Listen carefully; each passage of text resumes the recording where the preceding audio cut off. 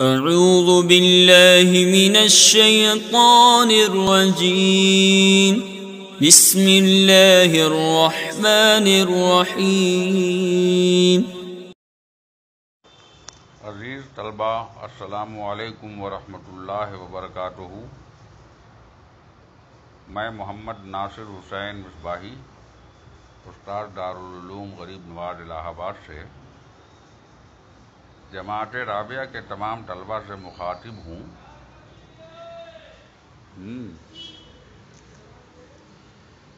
آج 15 ستمبر 2020 کی تاریخ میں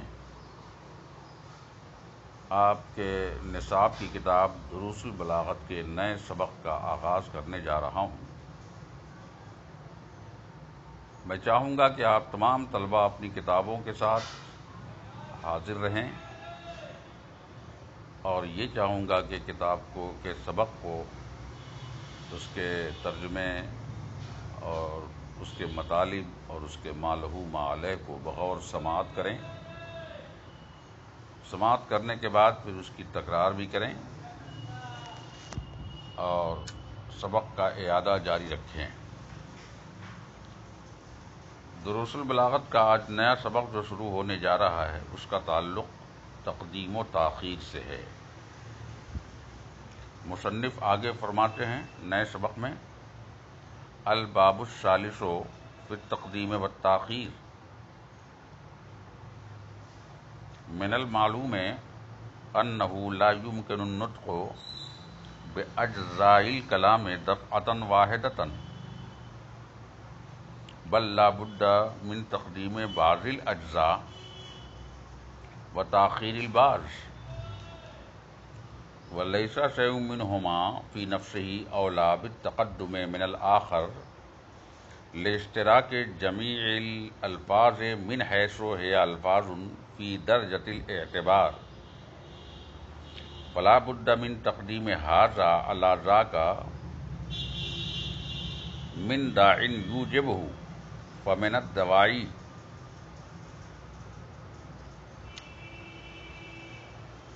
التسویق الی المتأخر اذا كان المتقدم مشعرا بغرابۃ النحو والذی حارت البریۃ فیہ حیوان مستحدث من جماد، وتعجیل المسرۃ او المساءۃ نحو العفو عنک صدر به الامر او القصاص وحکم به القاضی او کما قال۔ تیسرا باب جو شروع ہو رہا ہے، الباب الثالث، تیسرا باب،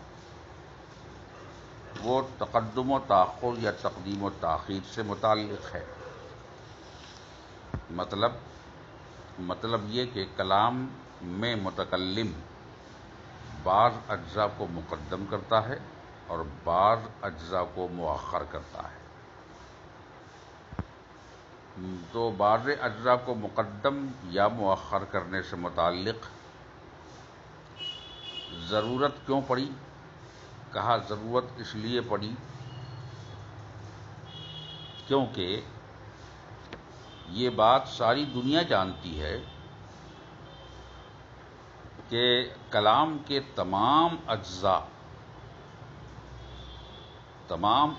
کا بیک وقت ادا کر لینا ناممکن ہے۔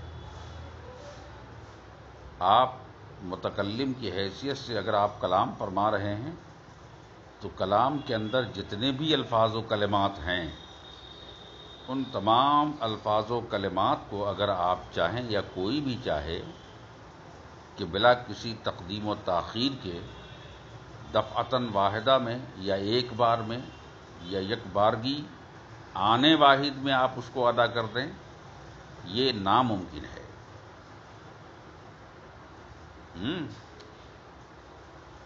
جب ناممکن ہے کہ ہم سارے کلام کے سارے اجزاء کو بیک وقت ادا کر دیں، تو اب وہیں پر ایک ضرورت پڑی اس بات کی کہ بھائی بعض کو مقدم کرنا پڑے گا، بعض کو مؤخر کرنا پڑے گا، بغیر اس کے کلام نہ ادا ہوگا نہ اس کا مفہوم و معانی متعلق ہوگا۔ تو اب بعض کو مقدم کرنا اور مؤخر کرنا ضروری ہو گیا. لیکن مصیبت یہ ہے کہ متکلم کے کلام کا ہر لفظ اپنی ایک ہی پریبھاشا اور ڈیفینیشن میں آتا ہے. جتنے بھی الفاظ متکلم استعمال کر رہا ہے اپنے کلام میں، ہر لفظ لفظ ہے. اس کلام کا ہر لفظ ایک ایک لفظ کی حیثیت سے اعتبار کی منزل میں دونوں سب برابر ہے. اعتبار کی منزل میں برابر ہونے کا مطلب یہ ہوتا ہے کہ لفظ کہتے کسے ہیں؟ لفظ کہتے ہیں ما یتلفظ بہ الانسان. لفظ وہ چیز ہے جو انسان کی زبان سے نکلتی ہے، جسے انسان کی زبان پھینکتی ہے یا منہ سے ادا کرتی ہے. تو کہتا یہ ہے کہ ما یتلفظ بہ الانسان کی منزل میں متکلم کے کلام کا ہر جز اور ہر حصہ من حیث اللفظ برابر ہے. جب برابر ہے تو ایک بہت بڑا سوال یہاں پیدا ہو گیا کہ بھائی جب سب کے سب من حیث اللفظ سب برابر ہیں تو آپ ایک کو پہلے کیوں لائیں گے اور دوسرے کو بعد میں کیوں لائیں گے؟ بھائی انسان من حیث ہوا انسان، یا انسان کسے کہتے ہیں؟ هو الحیوان الناطق. تو انسان حیوان ناطق ہونے کے اعتبار سے اعتبار کی منزل میں سارے کے سارے انسان برابر ہیں. تو آپ کسی کو کسی پر مقدم کیوں کریں گے یا کسی سے کسی کو مؤخر کیوں کریں گے؟ سوال یہ پیدا ہو گیا. تو فرماتے ہیں کہ دیکھو بھائی، درجہ اعتبار میں اگرچہ برابر ہے، فی نفس ہی ہر لفظ اپنی جگہ لفظ ہے، فی نفس ہی ہر انسان اپنی جگہ انسان ہے، حیوان ناطق ہے، اور فی نفس ہی ہر لفظ ما یتلفظ بہ الانسان کی منزل میں برابر ہے. لیکن اگر کوئی داعی اور کوئی وجہ یا کوئی علت یا کوئی سبب، کوئی قرینہ اگر پا لیا جاتا ہے تو اس کی بنیاد پر بعض کو مؤخر کرنا واجب ہوگا. یعنی اس وقت تک سارے الفاظ اعتبار کی منزل میں تو برابر ہوں گے، لیکن جب اس وقت تک کسی کو مقدم یا مؤخر نہیں کیا جائے گا جب تک کہ اس کا کوئی داعی نہ پا لیا جائے، اس کا کارن نہ پا لیا جائے، اس کی وجہ نہ پا لی جائے، اس کی علت نہ پا لی جائے. اور علت جب پا لی جائے گی تو پھر بعض کو مقدم اور بعض کو خود بخود مؤخر ہو جائے گا. تو یہی چیز ہمیں آج سمجھنی ہے کہ ہم مقدم کیوں کرتے ہیں یا مؤخر کیوں کرتے ہیں، اس کی وجہ کیا ہوتی ہے. اس کے مقدم کرنے کی بھی وجہ ہوتی ہے، اور مؤخر تو خود بخود مؤخر ہو ہی جاتا ہے مقدم کرنے کے بعد. اس کے اسباب کو بیان کرنے کی الگ سے ضرورت ہی نہیں ہے. جب مقدم کو ترجیحی سبب مل گیا ہے یا مقدم کو مقدم کرنے کا کوئی داعی اور موجب پا لیا گیا ہے تو اب اس کے لیے الگ سے تاخیر کے لیے اس کا داعی یا اس کا موجب بیان کرنے کی ضرورت نہیں ہوگی. اس لیے یہاں مقدم کرنے کے اسباب کو بیان کریں گے. کہتے ہیں الباب الثالث فی التقدیم والتاخیر. تیسرا باب کلام کے بعض اجزاء کو مقدم کرنے کے بیان میں یا اور متاخر کرنے کے بیان میں. کہتے من المعلوم، یہ بات سب کو ساری دنیا پر واضح ہے، معلوم ہے. کیا معلوم ہے؟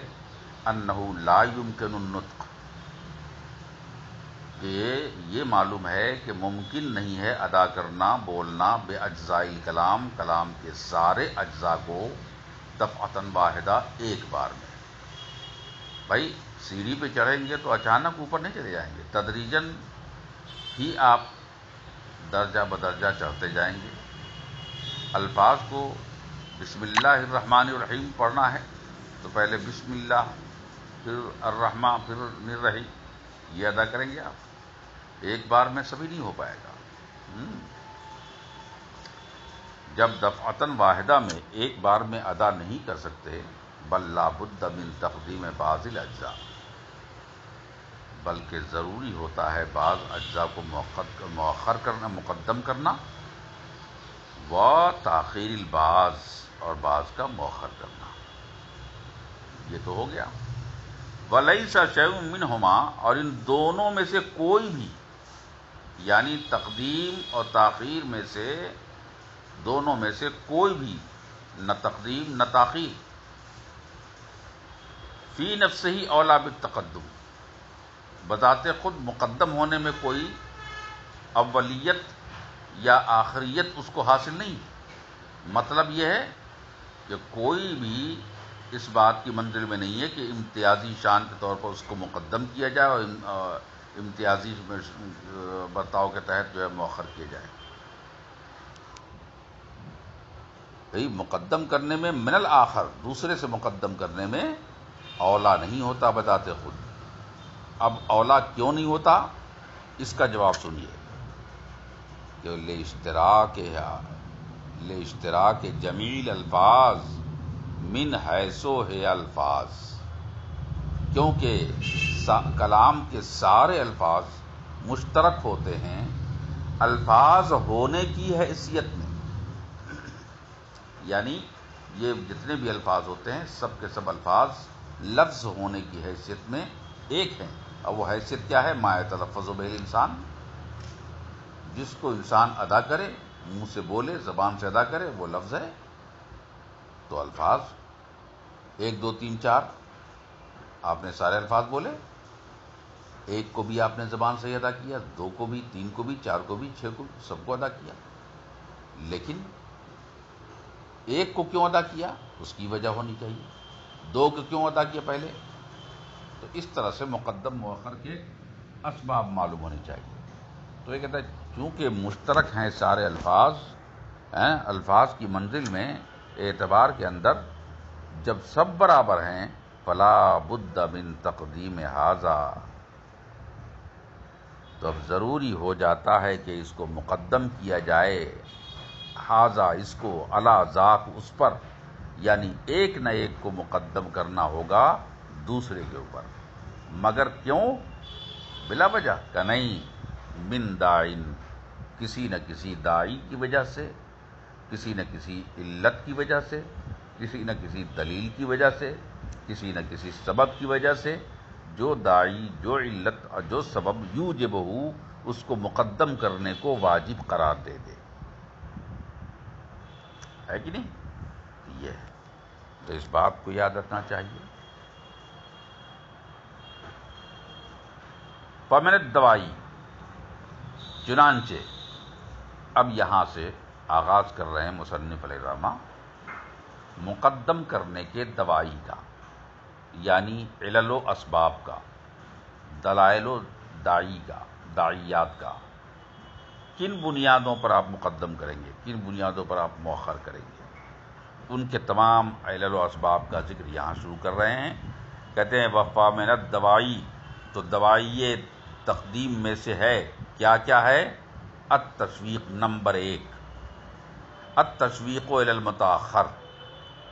کہتے ہیں مقدم کو مقدم اس لیے کرتے ہیں کیونکہ ہم مقدم کر کے مؤخر جو لاتے ہیں، متاخر جو لاتے ہیں، جس کو بعد میں لاتے ہیں، اس مؤخر کی طرف آدمی کو شوق دلاتے ہیں، رغبت دلاتے ہیں، مخاطب کو اس کی طرف متوجہ کرتے ہیں، ہے نا؟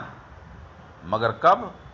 کہتے ہیں ہر حال میں نہیں. اذا کان المتقدم مشعرا بغرابت، جبکہ مقدم ہونے والی چیز اس بات کا اشارہ کر رہی ہو کہ آنے والی چیز جو ہے بہت عجیب و غریب، نادر و نایاب اور آشچر جنک ہے. یہ سبب کی مثال اب اگلے سبق میں انشاءاللہ. عزیز طلبہ، السلام علیکم ورحمۃ اللہ وبرکاتہ. میں محمد ناصر حسین مصباحی، استاد دارالعلوم غریب نواز الہ آباد سے جماعت رابعہ کے تمامی طلباء سے مخاطب ہوں۔ آج 19 ستمبر 2020 کی تاریخ ہے اور آج آپ کے نصاب کی کتاب دروس البلاغت کے نئے سبق کا آغاز ہونے جا رہا ہے۔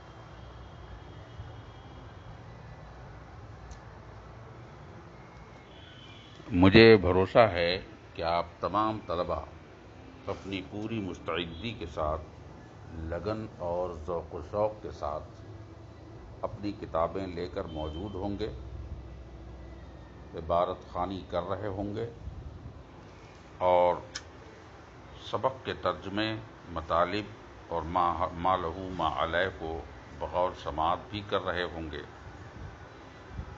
آج سے جو پہلے آپ نے سبق پڑھا ہے وہ باب ثالث کا تقدیم و تاخیر کا بیان اس میں گزرا ہے اور وہی سلسلہ تقدیم و تاخیر ابھی بھی چل رہا ہے۔ تو تیسرے باب میں بعض الفاظ کو مقدم اور بعض کو مؤخر کرنے کے جو اسباب و علل کو بیان کیے ہیں ان کا ذکر چل رہا تھا، کیونکہ کلام کے سارے الفاظ کو دفعتاً واحدہ ادا کرنا ناممکن تھا، اور الفاظ من حیث ہو الفاظ سب کے سب برابر تھے، ما یتلفظ بہ الانسان کی منزل میں سارے الفاظ برابر تھے، اس لیے بعض کو بعض پر مقدم کرنا یا ترجیح دینا بعض کو بعض پر بغیر کسی وجہ کے، بغیر کسی داعی کے اور بغیر کسی سبب کے یہ ترجیح بلا مرجح لازم آتی۔ اس لیے ضروری ہے کہ یہ بتایا جائے کہ کوئی نہ کوئی داعی ایسا ہونا چاہیے جو مقدم کرنے کا سبب بنے، مقدم کرنے کی دلیل بنے اور مقدم کرنے کا سبب بنے۔ تو انہی اسباب و علل کو اور انہی دوائی کو آج سے بیان کریں گے۔ کہتے ہیں فَمِنَ الدَّوَاعِي التَّسْوِيقُ إِلَى الْمُتَأَخِّرِ إِذَا كَانَ الْمُتَقَدَّمُ مُشْعِرًا بِغَرَابَةٍ نَحْوَ وَالَّذِي حَارَتِ الْبَرِيَّةُ فِيهِ حَيْوَانٌ مُسْتَحْدِثٌ مِّن جَمَادٍ وَتَعْجِيلُ الْمَسَرَّةِ أَوِ الْمَسَاءَةِ نَحْوَ الْعَفْوِ عَنْكَ صَدَرَ بِهِ الْأَمْرُ أَوِ الْقِصَاصَ حَكَمَ بِهِ الْقَاضِي وَكَوْنُ الْمُتَقَدَّمِ مَحَطَّ الْإِنْكَارِ وَالتَّعَجُّبِ نَحْوَ بَعْدَ طُولِ التَّجْرِبَةِ تَنْخَدِعُ بِهَذِهِ الزُّخَارِفِ وَسُلُوكُ سَبِيلِ التَّرَقِّي أَيْ الْإِتْيَانِ بِالْعَامِ أَوَّلًا ثُمَّ الْخَاصِ بَعْدَهُ لِأَنَّ الْعَامَّ إِذَا ذُكِرَ بَعْدَ الْخَاصِ لا يكون له فائدة نحو هذا الكلام صحيح فصيح بليغ فإذا قلت فصيح بليغ لا تحتاج إلى ذكر صحيح وإذا قلت بليغ لا تحتاج إلى ذكر صحيح ولا فصيح أو كما قال۔ چنانچہ مصنف اب یہاں سے بعض الفاظ کو مقدم کرنے کے اسباب و علل کو بیان کر رہے ہیں۔ کہتے ہیں پہلا سبب یہ ہے کہ التسویق الی المتاخر، مخاطب کو متکلم متاخر یعنی جس کو اخیر میں لا رہے ہیں، اس کا ذکر بعد میں کر رہے ہیں، اس کی طرف مخاطب کو شوق دلانا مقصود ہوتا ہے۔ پہلے جو بیان کرتے ہیں اس کے بعد والے کی طرف جو ہے ذہن کو موڑنا، دل کو متوجہ کرنا اور اس کو مخاطب کرنا، شوق دلانا، رغبت دلانا مقصود ہوتا ہے کہ مخاطب جو ہے آنے والے، بعد میں آنے والے کی طرف جو ہے اس کی رغبت پیدا ہو۔ مگر کب؟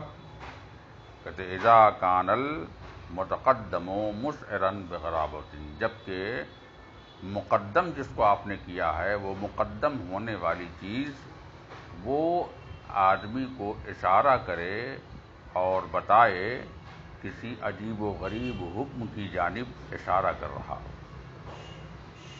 یا دلالت کرے یا اشارہ کرے یا وضاحت کرے یا بتائے۔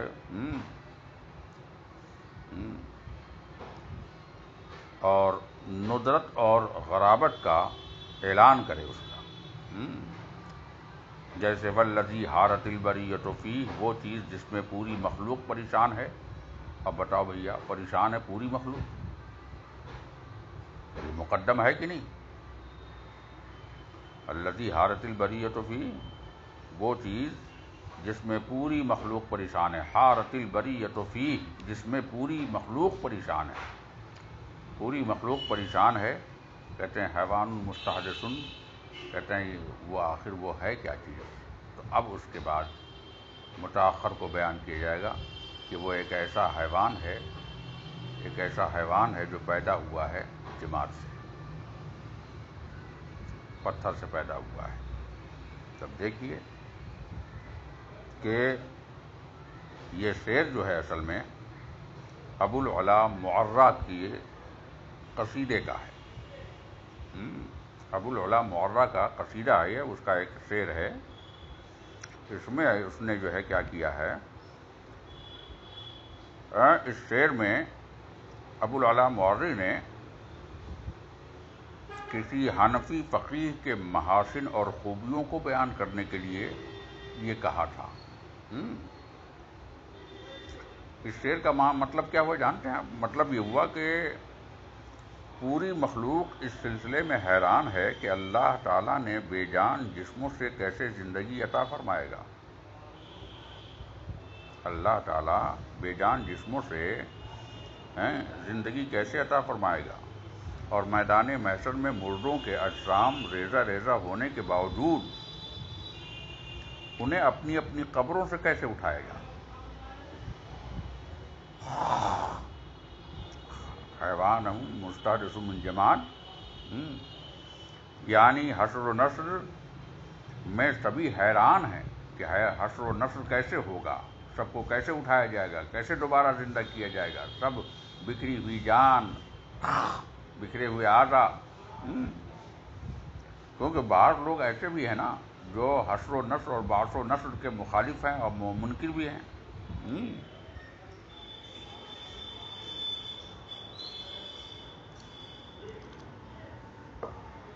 بہت سے ایسے ہیں جو مخالف بھی ہیں، اور بہت سے ایسے ہیں جو اقرار بھی کرتے ہیں، قائل بھی ہیں۔ تو کہتا یہ ہے کہ کہنا ہے کہ حیوان مستحدث من جماد سے حضرت آدم علیہ السلام، حضرت صالح علیہ السلام کی وہ اونٹنی ہے یا حضرت موسیٰ علیہ السلام کا موسیٰ علیہ السلام کا وہ اژدہا مراد نہیں ہے، جیسا کہ بعض لوگوں کا کہنا ہے نا۔ یہ ہے، یہ خیال غلط ہے کہ وہ جانور جو پیدا ہوا پتھر سے، یعنی حضرت صالح علیہ السلام کی اونٹنی یا حضرت موسیٰ علیہ السلام کا اژدہا، یہ سب کہنا غلط ہے۔ بلکہ یہاں پر بعث و نشر ہے کہ اللہ تعالیٰ کل قیامت میں کیسے اٹھائے گا، کیسے زندہ کرے گا، کیسے زندگی عطا فرمائے گا۔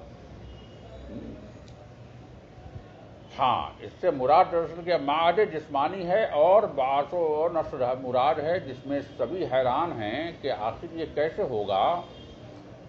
اب اس شعر میں ہوا کیا ہے، اس شعر میں والذی حارت البریۃ فیہ پہلے کہا، یہ کہتے ہی اب مخاطب جو ہے حیران ہو گیا، ارے یار وہ کون چیز ہے جس میں ساری مخلوق پریشان ہے۔ اب اس کا ذہن آنے والی بات کی طرف جو متاخر ہے، یعنی حیوان مستحدث من جماد کی طرف فوراً اس کا شوق اور انتظار پیدا کر رہا ہے کہ آخر وہ کون چیز ہے جس میں انسان پریشان ہے، مخلوق، کہ وہ کون سا معاملہ ہے جس میں سارے لوگ پریشان ہیں۔ اس لیے الذی حارت البریۃ فیہ کو مقدم کیا گیا، اور اگر اس کو مقدم نہ کیا جاتا تو تشویق اور شوق دلانے کا معنی و مفہوم ختم ہو جاتا۔ اس لیے الذی حارت البریۃ فیہ کو مقدم کیا گیا، حیوان مستحدث من جماد کو بعد میں لایا گیا۔ یہ حال ہے۔ ایک تو یہ وجہ ہو گئی کہ مخاطب کو شوق دلانا ہے آنے والی چیز کی طرف، متاخر کی طرف۔ اور دوسری کیا ہے؟ تعجیل المسرت، دوسرا سبب ہے تعجیل المسرت او المساعد، خوشی کا پیغام جلدی دینا ہے یا غم کی خبر جلدی سنانا ہے، اس لیے بھی مقدم کرتے ہیں اور بعض کو مؤخر کرتے ہیں. جیسے نحو العفو عنک صدر بہ الامر، قاضی صاحب نے صادر کر دیا تمہارے بارے میں معافی کا حکم، تو العفو کو مقدم کر دیا اور صدر بہ الامر جو ہے بعد میں کر دیا. حالانکہ صدر عنک العفو کیا کہتے ہیں صدر الامر عنک العفو، یہ بھی ہو سکتا ہے. تو یہاں دیکھیے کہ جس لفظ سے خوشی یا غم کا اظہار ہو اور مخاطب کو ان دونوں میں سے کسی ایک سے جلدی میں مبتلا کرنا ہو،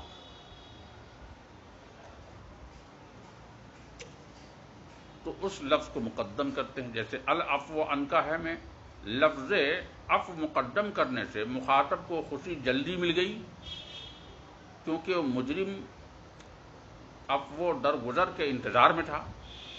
یا اب القصاص حکم بہ القاضی، یا جان کے بدلے جان کا حکم دے دیا قاضی نے، تو القصاص کہتے ہیں جان کے بدلے جان ہو، تو اس کا حکم قاضی نے دیا تو القصاص پہلے کر دیا.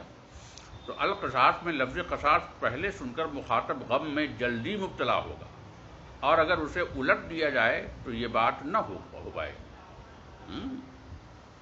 اس لیے یہاں پر مقدم کر دیا العفو کو اور القصاص کو. تو یہ ساری وجہیں ہوتی ہیں جن سے کیا ہوتا ہے؟ مقدم کیا جاتا ہے اور مؤخر تو ہوتا ہے. ایک اور بھی سبب ہے جو تیسرے نمبر بیان کر رہے ہیں، وَقَوْنُ الْمُتَقَدَّمِ مَحَطُّ الْإِنْكَارِ، مقدم اس لیے مقدم ہوتا ہے کیونکہ وہی مقدم انکار کا اور تعجب کا دار و مدار ہوتا ہے. انکار اور تعجب کا دار و مدار ہوتا ہے. جیسے ابعد طول التجربۃ تنخدع بہذہ الزخارف، کیا لمبے تجربے کے بعد بھی تم ان جھوٹی باتوں سے دھوکہ کھا جاتے ہو. تو طول تجربہ ہے اور تنخدع بہذہ الزخارف ہے.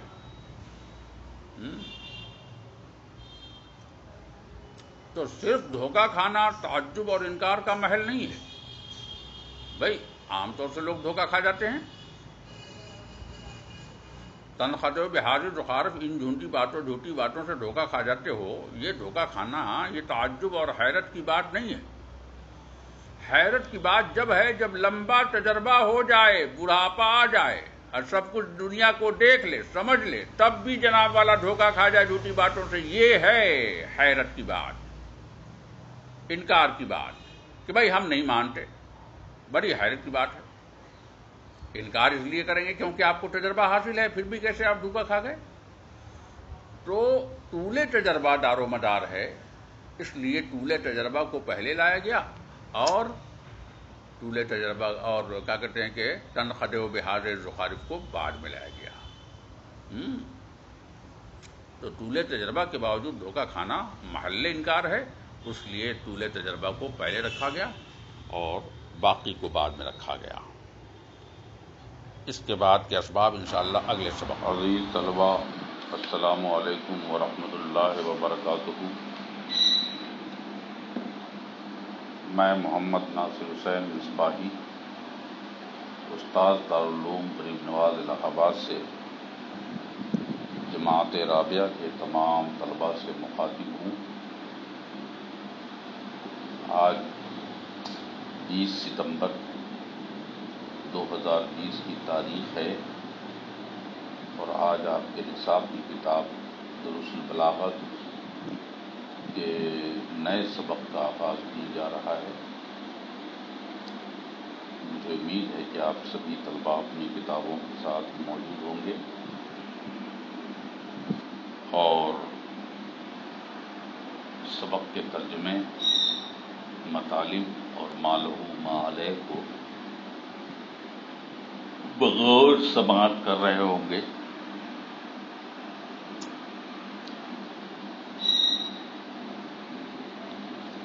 یہ سلسلہ سبق جو چل رہا ہے تقدیم و تاخیر سے متعلق ہے، یعنی متکلم کا اپنے کلام میں بعض اجزاء کو مقدم کرنا اور بعض الفاظ کو مؤخر کرنا ان وجہوں کی بنیاد پر ہو سکتا ہے۔ تو مقدم کے تمام وجوہات و اسباب اور علل کو بیان کر رہے تھے۔ اسی سلسلے کو آگے بڑھاتے ہوئے آج مصنف فرماتے ہیں بسلوک و سبیل ترقی الاتیان بالعام اولا ثم الخاص بعدہ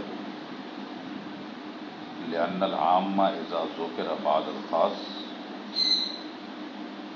لا يكون له فائدة نحو هذا الكلام صحیح فصیح بلیغ فإذا قلت فصیح بلیغ لا تحتاج إلى ذکر صحیح وإذا قلت بلیغ لا تحتاج إلى ذکر صحیح ولا فصیح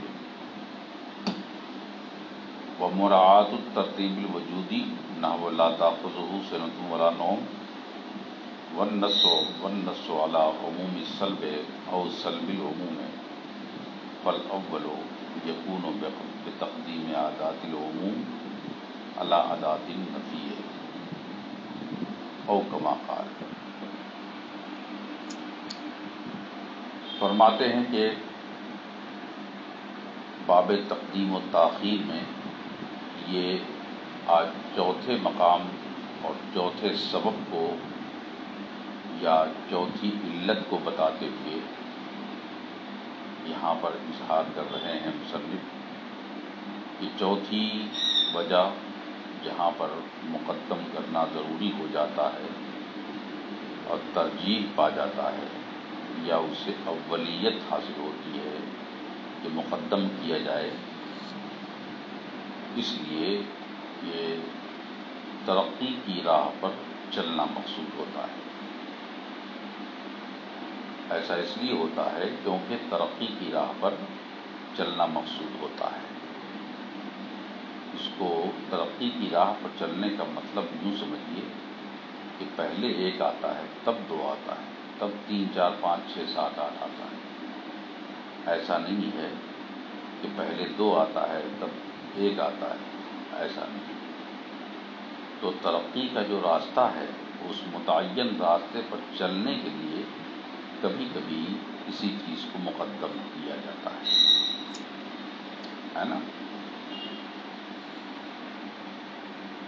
ورنہ اگر مقدم نہ کیا جائے تو وہاں پر ترقی کی راہ پر چلنے کا اسلوب اور طرز ختم ہو جائے گا، غلط ڈھنگ اور غلط طریقہ وہاں پر رائج ہو جائے گا۔ اس لیے وہاں پر مقدم کو مقدم اس لیے لاتے ہیں کیونکہ یہ ترقی کی راہ پر تدریجاً کمال تک پہنچنے کا راستہ ہوتا ہے۔ اب ترقی کی راہ پر چلنے کا مطلب کیا ہے؟ اب مصنف فرماتے ہیں اتیان بالعام اولا ثم الخاص، یعنی کلام کے اندر پہلے عام کا ذکر کرنا پھر اس کے بعد خاص کا ذکر کرنا۔ تو عام کو اس لیے ذکر کرتے ہیں کہ وہ اس میں آنے والا خاص جو ہے شامل نہیں ہوتا ہے، اور خاص وہ ہوتا ہے جس میں عام کی شمولیت موجود ہوتی ہے۔ تو اگر خاص کو ہم پہلے بیان کرتے ہیں اور عام کو بعد میں کر دیں تو مصیبت یہ کھڑی ہو جائے گی کہ اس خاص کو بیان کرنے کے بعد عام کی ضرورت ہی نہ رہے گی، تو پھر اسے بیان کیوں کیا جائے گا؟ لیکن جب پہلے عام کو لے آئیں گے اور پھر اس کے بعد خاص کو لائیں گے تو فائدہ یہ ہوگا کہ چلو بھائی پہلے 1 آیا ہے پھر اس کے بعد 2 آ رہا ہے نا؟ اس کی مثال اس کے بعد آئے گی۔ اتیان بالعام، پہلے عام کو لانا، اولا پہلے ثم الخاص، اس کے بعد خاص کو لانا۔ کیوں؟ وجہ کیا ہے؟ تو فرماتا ہے لأن العام، کیونکہ عام جو ہے اذا ذکر بعد الخاص، جب خاص کے بعد ذکر کیا جائے گا اس کا تو لا یکون لہ فائدہ، مقصود ہے نا، تو اس کا فائدہ ہی ختم ہو جائے گا، کیونکہ خاص میں عام خود شامل ہوتا ہے نا. بھائی خاص کے بعد عام کو لانے کا کوئی مقصد ہی نہیں رہ جائے گا. اب اس کی مثال آپ سمجھیں، جیسے مصنف کی مثال دی، نہ وہ حاضل کلام و صحیح فصیح بلیغ، یہ کلام صحیح ہے، فصیح ہے، بلیغ ہے. تو صحیح ہونے کا مطلب کلام کا صحت مند ہونا، ٹھیک ٹھاک ہونا، اور فصیح ہونے کا مطلب جو مقتضی حال کے مطابق، جس میں فصاحت کلمہ بھی ہو، فصاحت کلام بھی ہو، فصاحت متکلم بھی ہو، اسے فصیح کہتے ہیں. پھر اس کے بعد بلیغ ہے، اور بلیغ اسے کہتے ہیں جو مقتضی حال کے عین مطابق ہو، اسے کلام بلیغ کہتے ہیں. تو کلام کی تین قسمیں، صحیح بھی ہے، فصیح بھی ہے، بلیغ بھی ہے. تو اب اگر کوئی آدمی کہہ رہا ہے حاضل کلام و صحیح فصیح بلیغ، تو آپ یاد رکھیے کہ صحیح ہوتا ہے، ضروری نہیں ہے کہ ہر صحیح فصیح ہو. کلام صحیح جو ہے صرف صحیح ہوتا ہے، یہ ضروری نہیں ہے کہ کلام صحیح فصیح بھی ہو.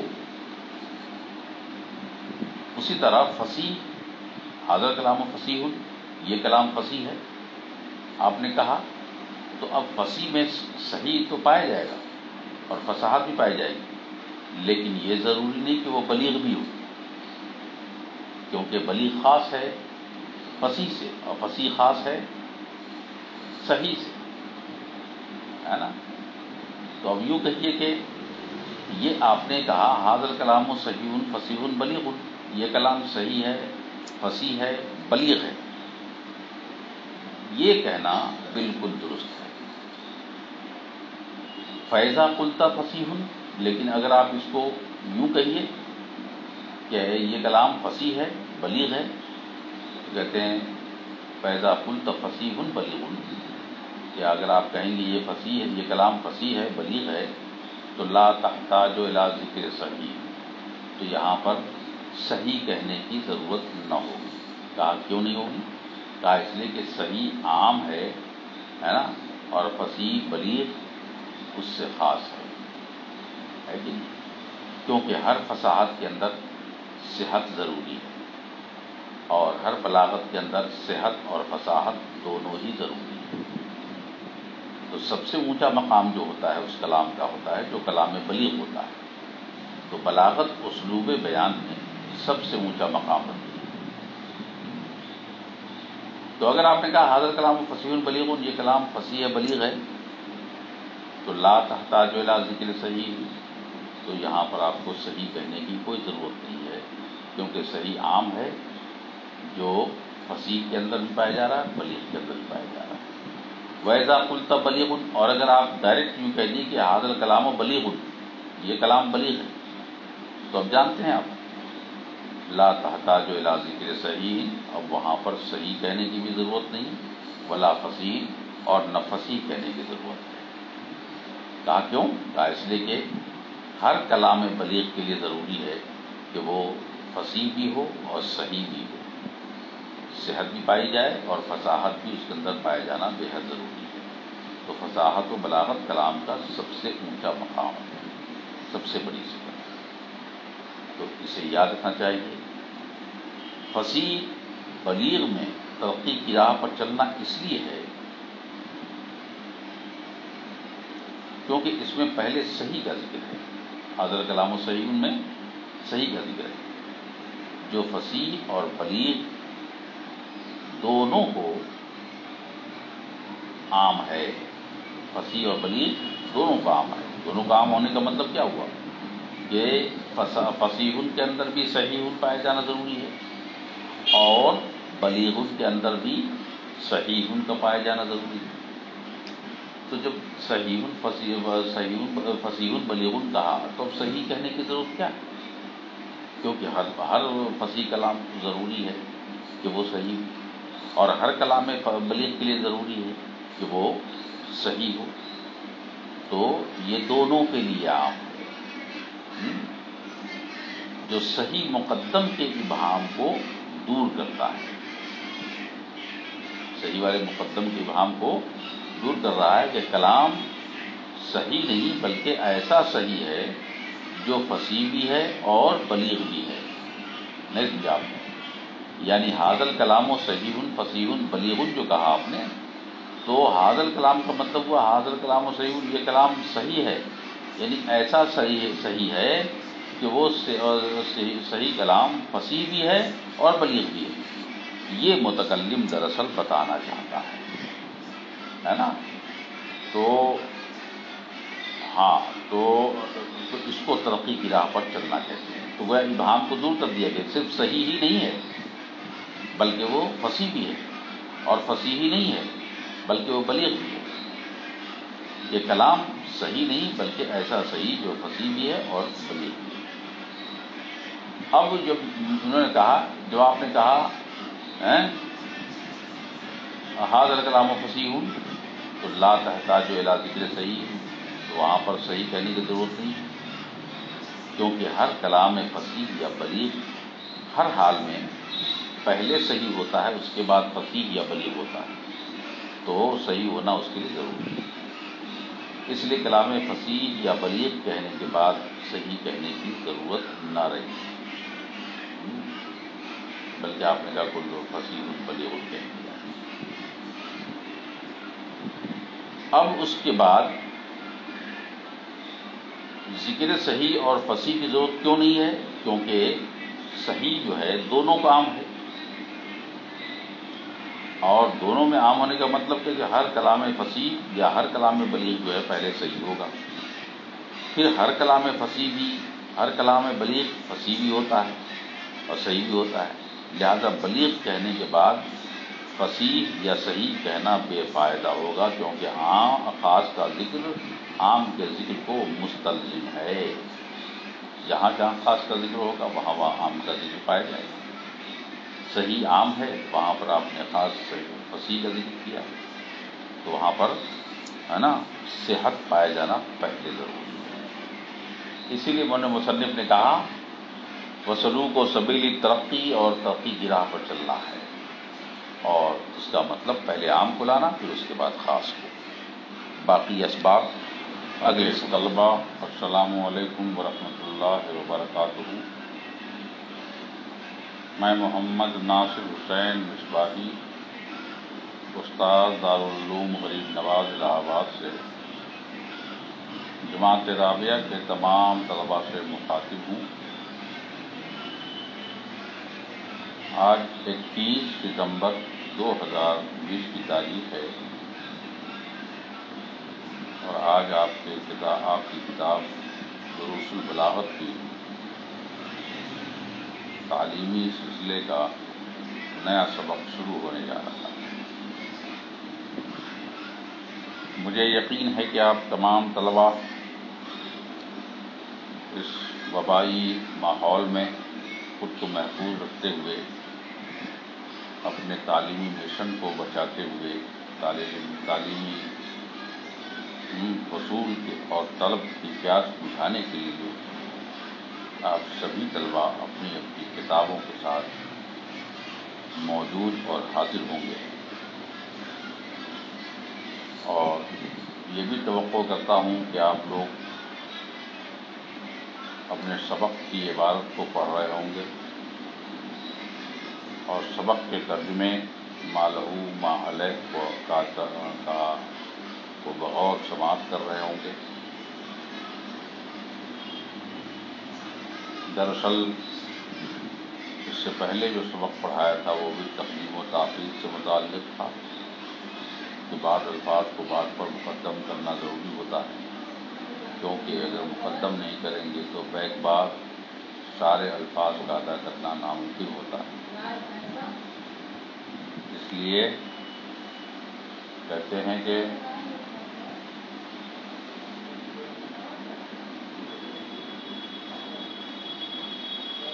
لیے بعض کو بعض پر مقدم کرنا بغیر کسی وجہ کے ممکن نہیں ہوتا۔ آج پانچویں وجہ کو بتاتے ہوئے مصنف آگے سبق پڑھاتے ہیں، فرماتے ہیں وَمُرَاعَةُ التَّرْتِيبِ الْوُجُودِي نَحْوَ لَا تَأْخُذُهُ سِنَةٌ وَلَا نَوْمٌ۔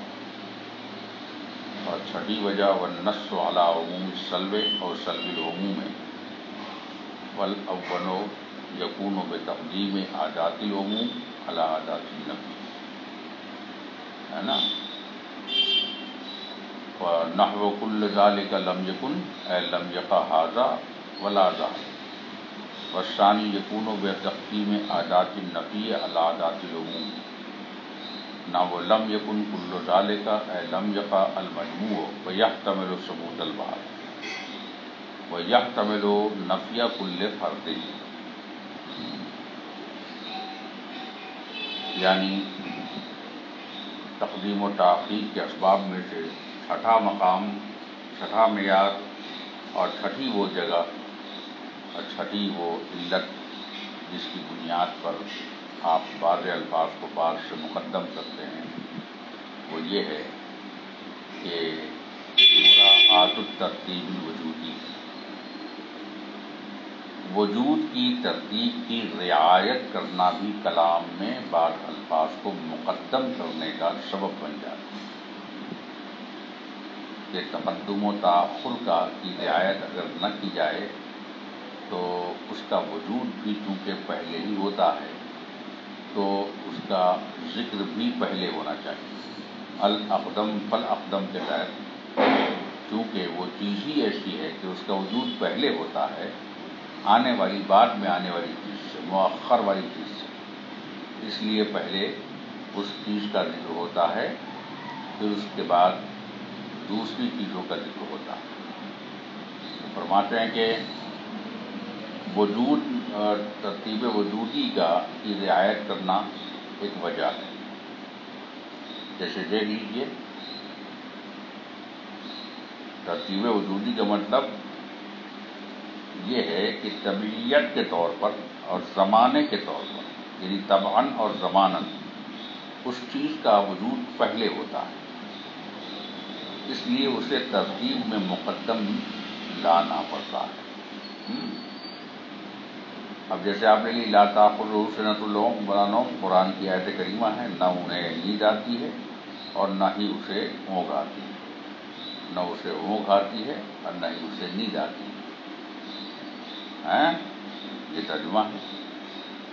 اب اس میں سنہ اونگ کا ذکر جو ہے پہلے، اونگ کا ذکر یہ سنہ کا ذکر پہلے اور نوم کا ذکر بعد میں، ایسا کیوں کیا؟ لا تأخذہ نوم کہتے ولا سنۃ کہہ رہے تھے، لیکن نہیں، پہلے لا سنۃ ولا نوم ہے، پہلے اونگ کی نفی ہوئی ہے، اس کے بعد نیند کی نفی ہو گئی۔ تو کہتے ہیں کہ اس لیے اسے ترتیب میں مقدم لانا پڑا کیونکہ اس کا وجود ہی طبعاً اور زماناً پہلے ہوتا ہے۔ اونگ کا ذکر نوم نیند سے پہلے اس لیے ہے کیونکہ اونگ کا وجود، اونگ پہلے آتی ہے، نیند بعد میں آتی ہے۔ بولو ہے کہ نہیں؟ کسی بھی انسان کو سونے سے پہلے اونگ آتی ہے، یہ ایک ایسی کیفیت ہے جس میں آنکھیں بند ہو جاتی ہیں، اور ایک ایسی کیفیت ہے جس میں آدمی جو ہے نیند کی بے ہوشی میں آنے لگتا ہے۔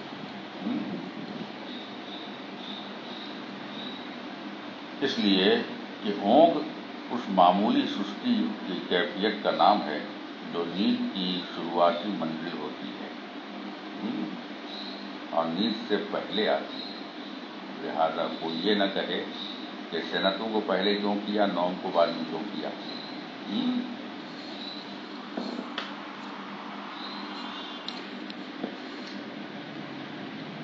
ایک تو یہ وجہ ہو گئی، دوسری کیا ہے؟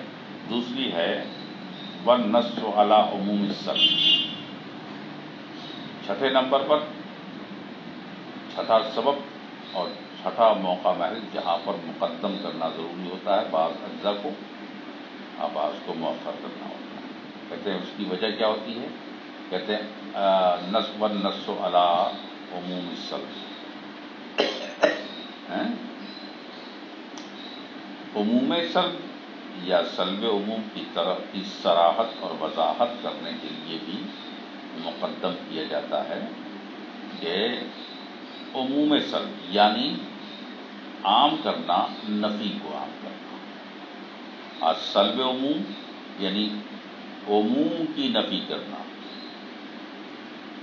ایک ہے نفی کو عام کرنا اور ایک ہے عموم کو سلب کرنا یعنی ختم کرنا، ہے نا؟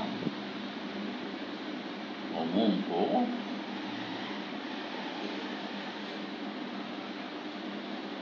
سلب کرنا ہے۔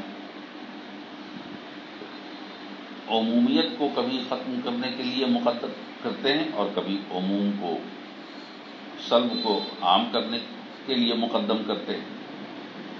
اب آپ کو دونوں کی مثال سمجھنی ہے۔ فل اول پہلے کی مثال یعنی سلب کو عام کرنے کی مثال، تو سلب کو عام کرنے کی مثال یوں ہے کہ نہ اسے اونگ آتی ہے نہ اسے نید آتی ہے۔ یہ تو آپ کے مراعات ترتیب وجودی میں آ گئی۔ سلب کو عام کرنے کی مثال ہوتی ہے کب؟ جب ادات عموم کو ادات نفی پر مقدم کرتے ہیں۔ ادات عموم کیا ہے جانتے ہیں آپ؟ جیسے کل ہے، جیسے بعض ہے، ان کو ہم ادات عموم کہتے ہیں۔ اور ادات نفی کیا ہے؟ جیسے لا ہے، ما ہے، لم ہے، یہ سب ہیں۔ تو ادات نفی پر، حروف نفی پر حروف عموم کو داخل کر کے تب جو ہے نفی کو عام کرتے ہیں، نفی کو عام کرتے ہیں۔ اسی کو کہتے ہیں عموم سلب۔ جیسے کل ذالک لم یکن، وہ سب کا سب نہیں ہوا، اے لم یقع ھذا ولا ذاک، یعنی نہ یہ ہوا نہ وہ ہوا۔ تو اب نفی کا عموم کلمات نفی پر کلمات عموم کو مقدم کرنے کا سبب ہے کیونکہ حرف عموم نفی پر صراحتاً دلالت کرتا ہے۔ کہ بھئی حرف عموم جو ہوتا ہے عموم نفی پر عام طور سے اس کی دلالت ہو جاتی ہے اور وہاں عموم سلب پایا جاتا ہے۔ یعنی جس کلام میں کلمات عموم اور کلمات نفی دونوں جمع ہوں، اب اس کلام سے آیا نفی کا عموم مراد ہے یا عموم کی نفی مراد ہے، اس کی وضاحت اسی وقت ہوگی جب کلمات عموم اور کلمات نفی میں سے ایک کو دوسرے پر مقدم کر دیں گے۔ تو یہاں نفی کو عام کرنے کی جب مثال آئی تو انہوں نے مثال میں یہ کہا کلو ذالک لم یکن، تو کلو کیا ہے؟ یہ ادات عموم ہے، اور لم یکن کیا ہے؟ یہ ادات نفی ہے۔ تو اگر سلب کو اور نفی کو عام کرنا ہو تو قاعدہ کلیہ بتا دیا کہ ادات عموم کو مقدم رکھا جائے گا ادات نفی پر، تو کل کو پہلے لایا گیا اور لم کو بعد میں لایا گیا۔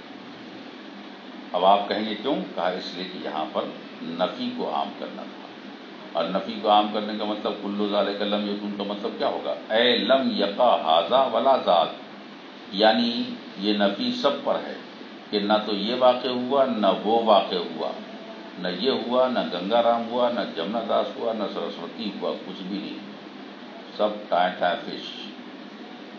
سمجھ رہے ہیں آپ؟ یہ سب کا سب نہیں ہوا، نہ یہ واقع ہوا نہ وہ واقع ہوا۔ بس ثانی، اور دوسری مثال یہ ہے کہ جہاں پر عموم کو ختم کرنا ہو، عموم کو ختم کرنا ہو۔ کلو ذالک لم یکن میں نفی عام ہے جو ہر فرد سے نفی کا افادہ کر رہا ہے. سمجھ رہے ہیں؟ کل ذالک لم یکن میں جو ہے نفی اس قدر عام ہے کہ جماعت کے ہر فرد سے نفی کر رہا ہے، نفی کا فائدہ پہنچا رہا ہے. یہ واقع نہ یہ واقع ہوا ہے نہ وہ، نہ یہ واقع ہوا ہے نہ وہ، یعنی یہ ہوا نہ وہ ہوا، نفی سب کو عام ہے. دوسری والی مثال یہ جو عموم کا سلب کرنا، عموم کو عام ہونے کے حکم کو ختم کر دینا اور بعض کے لیے ثبوت کرنا. عام کے لیے نفی ختم کر دینا اور بعض کے لیے نفی باقی رکھنا، ثبوت باقی رکھنا. تو یہ کیسے ہوتا ہے؟ کہتے ہیں ادات عموم پر ادات نفی کو مقدم کرنے پر ہوتا ہے. ادات عموم پر ادات نفی کو مقدم جب کرو گے تو سلب عموم پیدا ہوگا، یعنی یہ عموم کو ختم کر کے تو اس میں بعض کے لیے ثبوت اور عام طور سے نفی ہو جائے گی. وہی بات کریں وَالثَّانِي یکون بتقدیم ادات النفی علی ادات العموم. دوسرا جو ہے یہ سلب عموم جو ہوتا ہے یہ ادات نفی کو مقدم کرنا ہوتا ہے نا، علی ادات نفی کو مقدم کرنا پڑتا ہے ادات عموم پر. جیسے لم یکن کل ذالک، لم یکن کل ذالک یہ مثال آ گئی. تو لم یکن یہ ادات نفی ہے، اور کل جو ہے یہ ادات نفی اور ادات عموم ہے. تو یہاں پر لم یکن کو کل پر مقدم کر دیا اور وہاں پر کل کو لم یکن پر مقدم کیا. تو ان دونوں میں یعنی کہ سلب عموم مراد ہے یا عموم سلب مراد ہے، اس بات کو واضح کرنے کے لیے وہاں پر کبھی ادات عموم کو مقدم کرتے ہیں اور کبھی ادات نفی کو مقدم کرتے ہیں.